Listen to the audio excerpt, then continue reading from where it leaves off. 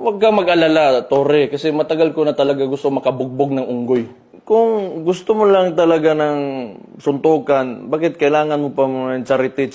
Why do you need kailangan mo pang gamitin yung nangyayari ngayon na baha dyan sa Metro Manila?